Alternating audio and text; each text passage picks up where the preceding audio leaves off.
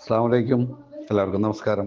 പ്രിയപ്പെട്ടവരെ, ഇന്നത്തെ ദിവസം ദയ കുടുംബത്തിലേക്ക് ഭക്ഷണം നൽകിയിരിക്കുന്നത് ഹക്കീം ഫാത്തിമ ഹക്കീം ദമ്പതികളുടെ മകനായ ഹാഷിം ഖാൻ്റെ ജന്മദിനത്തോടനുബന്ധിച്ചാണ്.